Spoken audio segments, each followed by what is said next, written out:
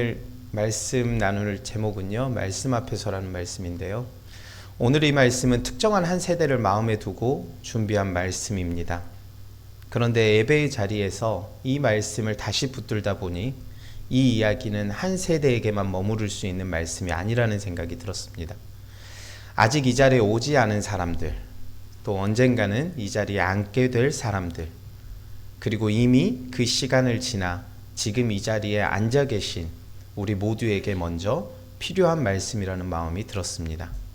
그래서 오늘은 청년에게 들려주고 싶은 말씀을 나누지만 동시에 우리가 어떤 마음으로 다음 세대를 바라보고 또 어떤 믿음의 자리를 내어줄 것인지도 함께 나눠보고 싶습니다. 솔직히 말씀드리면 이번 설교를 준비하면서 제가 아직도 청년이라고 생각하는 마음이 있었습니다. 그런데 청년이라는 나이를 찾아보는 순간 제가 그 범위에 속하지 않는다는 것을 알게 되었고요. 조금 당황스러웠어요. 생각보다 제가 나이를 먹었다는 것을 이번에 검색하면서 알게 됐거든요. 저는 여전히 마음이 흔들리고요. 또 앞이 잘 보이지 않을 때도 많은데 제가 청년이 아니라니까 조금 씁쓸한 마음도 있었습니다. 그런데 그 마음을 붙들고 여호수아 1장을 다시 펼쳐봤습니다. 오늘 나누고 싶은 말씀의 결론은 이미 분명합니다. 하나님께서 여호수아에게 주신 말씀, 그리고 지금 이 자리에서도 우리에게 먼저 들려주시는 말씀입니다. 본문 전체를 감싸고 있는 단 한 문장인데요. 두려워하지 말아라, 내가 너와 함께 있다. 저는 이 말씀이 요즘의 삶을 지나고 있는 사람들에게 무엇보다 먼저 필요한 말씀이라고 느꼈습니다. 그래서 저는 오늘 결론을 향해 걸어가는 방식이 아니라 그 결론에서 마음을 잠시 멈추고 하나님이 왜 이 말씀을 제일 먼저 주셨는지 그 이유를 함께 들여다보고 싶었습니다. 여호수아는 지금 막막한 현실 앞에 서 있습니다. 자신보다 훨씬 큰 존재였던 모세의 죽음 이후 여호수아는 이제 혼자 앞에 놓인 길을 마주해야 했습니다. 그 자리는 두려움이 밀려올 수밖에 없는 자리였어요. 그런데 하나님이 보신 것은요, 여호수아가 보고 있는 지금 이 순간이 아니라 지금 여호수아는 어떤가요? 당장 눈앞의 책임과 현실 때문에 마음이 흔들리고 있었지만 하나님은 이미 이 여정을 어디까지 이끌어 가실지 알고 계셨던 겁니다. 그래서 강하라, 담대하라라는 말은 스스로 마음을 다잡아라라는 명령이 아니었어요. 오히려 네가 보지 못하는 끝을 내가 붙들고 있으니 지금 흔들리지 마라 라는 하나님의 위로에 가까운 말이었습니다. 여호수아가 보고 있었던 건 지금 내 앞에 닥친 책임이었고 하나님이 보고 계셨던 건 이미 준비해 놓으신 끝이었습니다. 그 차이 때문에 하나님은 스스로 버티라가 아니라 내가 함께 있으니 무너지지 말아라고 말씀하신 거였습니다. 이 부분이 오늘 이 시대를 살아가는 청년들에게 참 크게 다가옵니다. 그리고 이 이야기는요, 이미 그 시간을 지나온 우리에게도 낯설지 않은 마음의 자리이기도 합니다. 지금 세상은 강해야 산다는 말이 너무 자연스럽게 들리는 시대예요.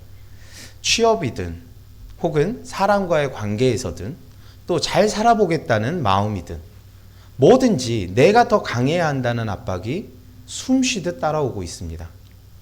그래서 더 많은 스펙, 더 많은 노력, 더 많은 능력, 더 많은 정보들을 가지려고 합니다.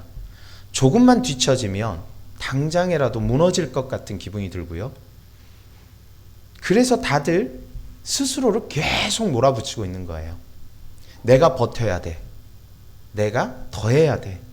이 정도로는 안 돼 하면서 말이죠.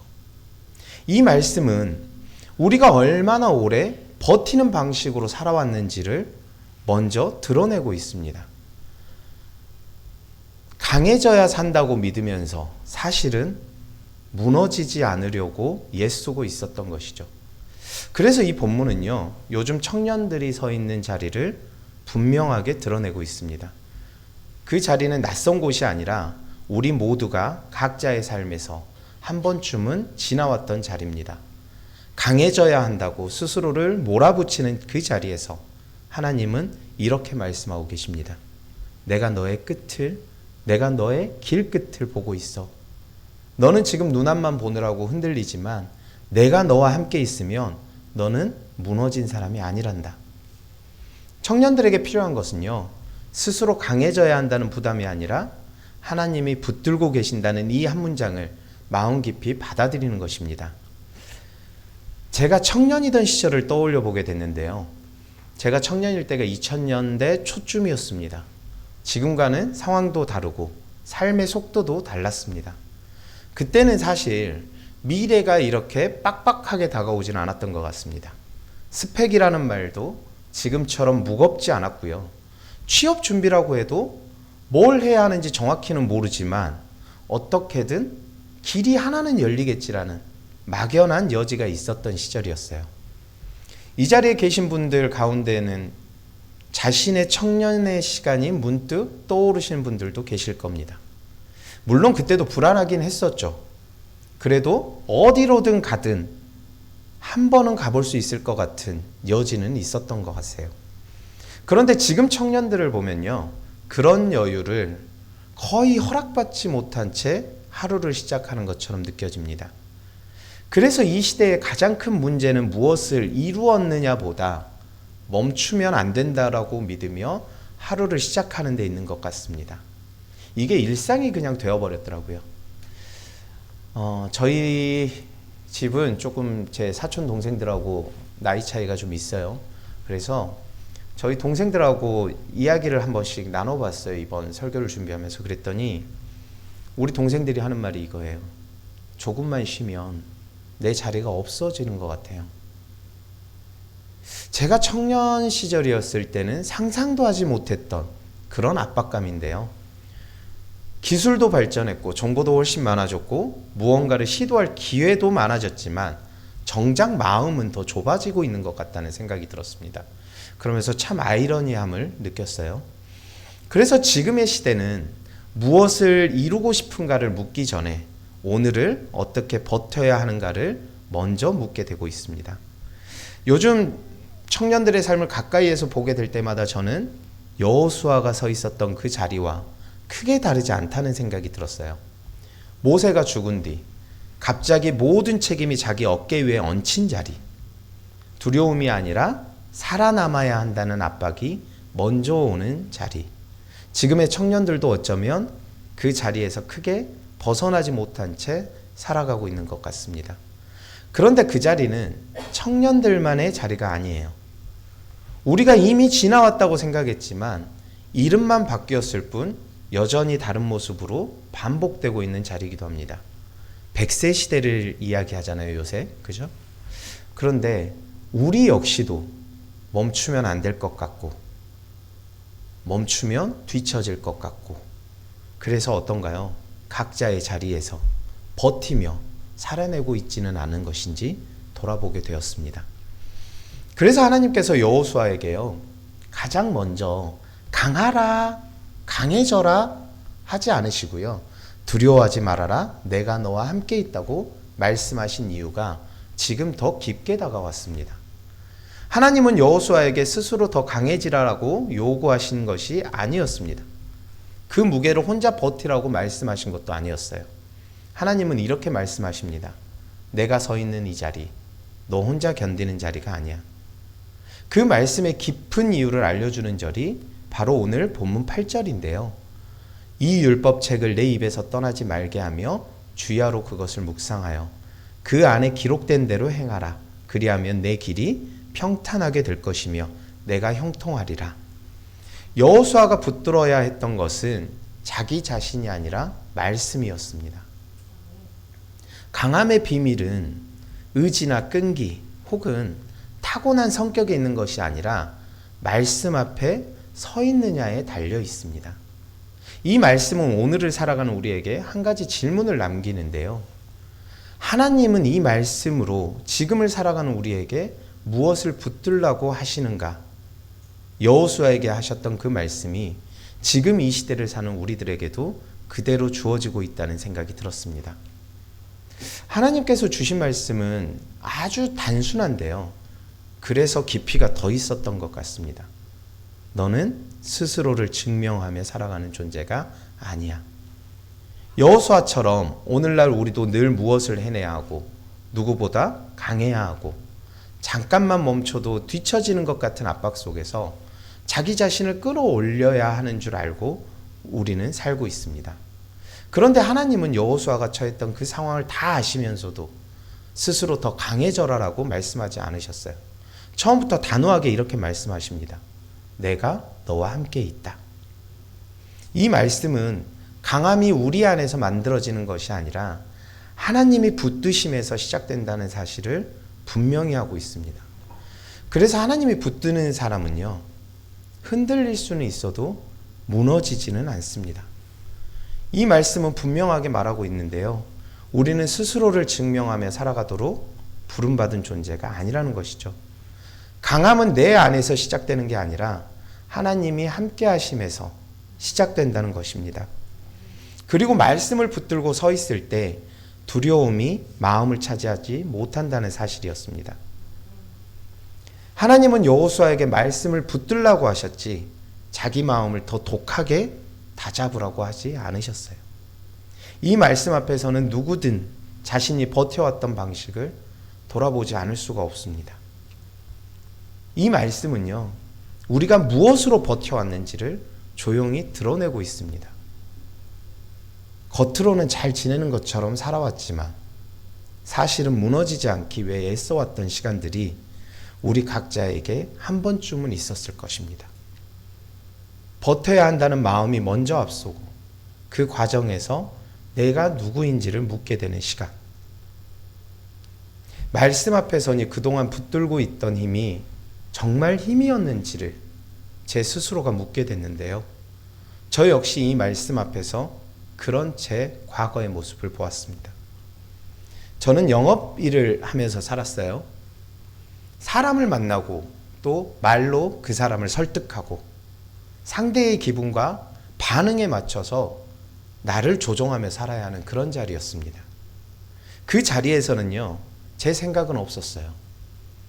오로지 내가 영업해야 하는 대상, 이 대상에게 모든 것이 다 맞춰져 있었던 거죠. 이 사람이 웃어야 될 타이밍에 저는 한 발 앞서 웃었어야 되고, 이 사람의 인상이 찌푸러지면 내가 또 무슨 잘못을 했나? 그 사람의 인상을 풀기 위해서 눈치를 봐야 됐던 그런 삶을 살았습니다. 그런데요, 그런 삶이 가정에서조차도 반복되고 있었던 거예요. 나는 정말 내 마음을 우리 가족에게도 보여줄 수가 없었던 거예요. 근데 그게 내가 나는 영업하는 사람이었으니까 나는 이런 사람이야 라고 한 게 아니라요, 저도 모르게 제가 그렇게 맞춰져 있는 습관처럼 그 영업했던 그 삶이 제 이 얼굴에 가면처럼 씌워져서요, 이 마스크가 벗어지지를 않았던 거예요. 얼마나 마음이, 이 말씀 앞에서 나의 과거를 봤을 때 얼마나 이 마음이, 나의 모습이 정말 초라했던지 한동안 한참을 설교문만 바라보고 거울을 바라보고 내 자신을 돌아봤습니다. 나는 누구인가? 이 질문에 바빠서 시간이 없어서 이 질문을 미뤄왔던 것이 아니라 그 질문을 건드리면, 그 질문을 건드려서 정말 내가 누구인지를 봐버린다라고 그러면 지금 내가 유지하고 있던 모습이 다 무너져 버릴 것 같아서 일부러 애써 스스로 피해온 질문이었습니다.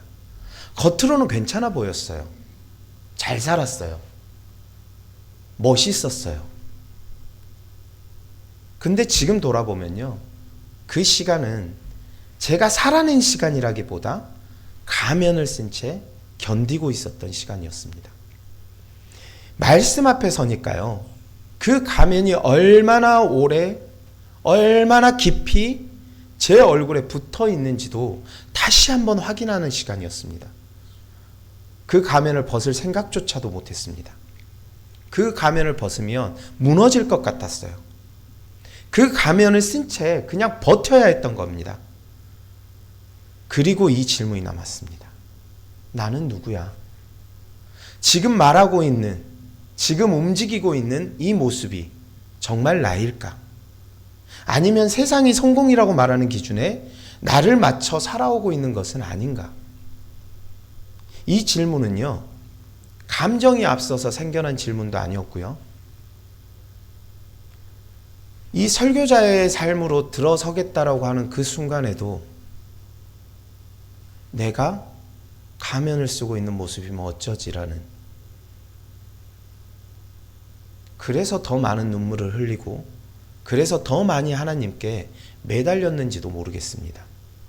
진짜 제 마음, 진짜 제 모습을 보여달라고. 말씀이 사람을 비출 때요, 피할 수 없이 따라오게 되는 질문이 바로 나는 누구인가 같습니다. 그리고 바로 그 지점에서 하나님의 말씀이 다시 또렷해집니다. 두려워하지 말아라. 내가 너와 함께 있다. 이 말씀은 지금까지 붙들고 있던 강함을 더 단단히 만들라는 말이 아니더라고요. 오히려 그 강함이 어디에서 나왔는지를 정직하게 보게 하시는 말씀이었습니다. 말씀 앞에서 보니까요, 우리가 붙들고 있던 것은 진짜 강함이 아니라 두려움을 감추기 위해 만들어낸 힘이었습니다. 그래서 하나님은 여호수아에게도 더 강해져라라고 말씀하지 않으시고 내가 너와 함께 있다는 말씀을 가장 먼저 주셨던 것입니다. 강함은 사람 안에서 만들어지는 것이 아니라고요. 저는 그렇게 알았어요. 나의 강함은 내가 만드는 것이라고. 그런데요, 이 강함은, 진정한 강함은 하나님이 함께 하신다는 이 약속 위에서 시작됩니다. 그래서 하나님이 붙드시는 사람은요, 흔들릴 수는 있지만 무너진 존재는 아니에요.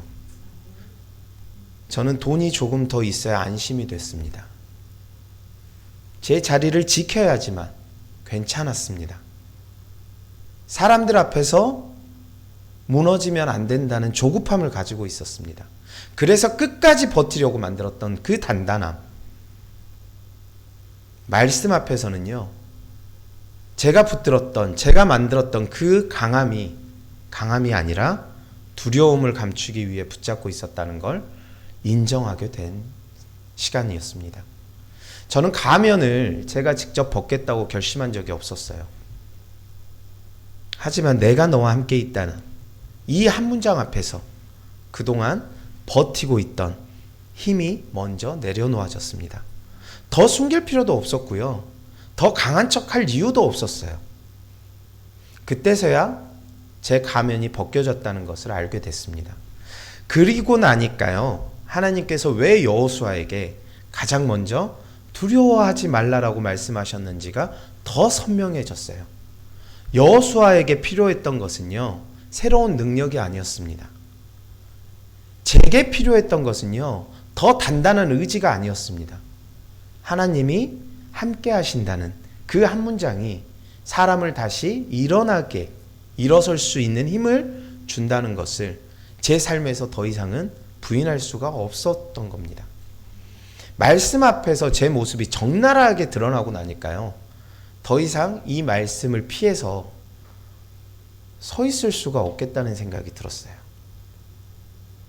그리고 그때 이 질문이 제 안에 남았습니다. 그러면 이 말씀 앞에서 우리는 어떤 걸음을 내디디며 살아야 하는지. 그렇게 보니까요, 자연스럽게 지금 이 자리에 서 있는 청년들의 삶도 함께 떠오르게 됐어요.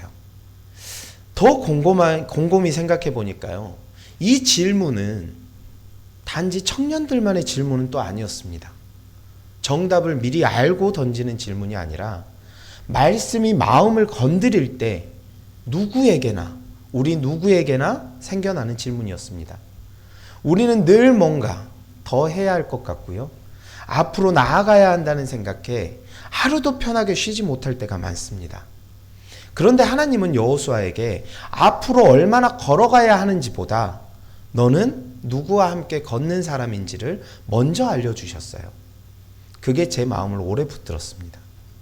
내게 지금 필요한 것은요, 속도를 올려서 달리는 것이 아니라 한번 멈춰서서 하나님과 함께 걷고 있는지 돌아보는 시간이 아닐까. 이 고백이 제 안에서 정말 천천히 자리 잡고 있습니다. 말씀을 오래 붙들다 보니 그동안 제가 얼마나 내가 만들어낸 힘에 기대어 서 있었는지 알게 되더라고요. 지금 청년들이 서 있는 자리도 잘 알고 있습니다. 우리는요, 그 청년들이 서 있는 자리를 이미 걸어왔습니다. 각자의 다른 이름으로, 다른 방식으로 통과해온 자리이기도 합니다. 뭔가를 이루어야만 존재가 증명되는 것 같은 시대, 조금만 늦어도 금세 뒤처진 사람처럼 느껴지는 자리. 그래서 마음이 늘 긴장된 채로 하루를 시작해야 하는 자리. 그 자리에 서 있는 청년들에게 말씀 앞에 서는 한 걸음이 어떤 성취보다 깊은 버팀목이 될 수 있다는 걸 오늘 말씀을 통해 다시 배웠습니다. 그래서 오늘 이 말씀은 무엇을 더 하라라는 말로 끝나지 않고 어디에 서서 살아갈 것인지를 다시 묻게 합니다. 이 말은 지금의 청년들에게만 아니라 여전히 삶을 버텨내고 있는 우리 모두에게 필요한 말이기 때문입니다. 그래서 저는 이렇게 말하고 싶어요. 하나님 앞에 잠시 멈춰서 보자. 그 멈춤 속에서 제 삶이 달라졌던 것은요, 상황이 바뀌어서가 아니라 무엇이 나를 붙들고 있었는지가 분명해졌기 때문입니다. 더 강해지려고 애쓰던 자리에서 하나님이 이미 붙들고 계셨다는 사실을 그때 저는 처음 알게 됐던 거죠. 말씀을 맺겠습니다. 이 말씀을 오래 붙들다 보니까요, 지금 우리 청년들이 살아가는 자리가 다시 마음에 떠올랐어요. 해야 할 일은 많고 비교는 더 깊어집니다. 잠깐만 멈춰도 금세 뒤처진 것 같은 불안이 하루 종일 마음을 흔드는 시대를 살고 있어요. 그런데 하나님은요, 그 자리를 누구보다 잘 알고 계십니다. 그래서 우리에게 먼저 강해져라라고 말씀하지 않고 내가 너와 함께 있다. 이 한 문장을 우리 마음 깊은 곳에 먼저 놓아주셨어요. 저는 오늘 이 말씀 앞에서 잠시라도 멈춰서 보려고 합니다. 내 힘으로 버티는 자리에서 벗어나서 말씀 한 절 앞에 마음을 내려놓고 싶습니다. 하나님이 함께 하신다는 이 확신이 흔들리는 마음을 다시 붙들어준다는 것을 저는 오늘 조용히 배웠습니다. 우리 모두 각자의 자리에서 그 짧은 멈춤을 하나님 앞에 가져가 보았으면 합니다.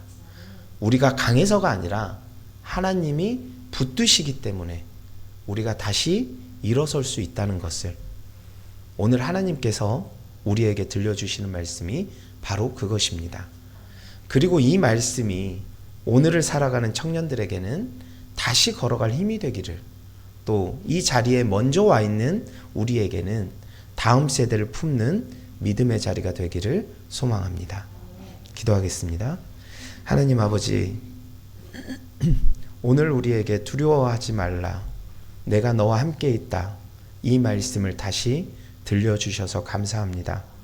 강해지려고 버텨왔던 우리 마음을 말씀 앞에 내려놓게 하시니 감사합니다. 우리를 붙들고 있던 것이 강함이 아니라 두려움이었음을 인정합니다.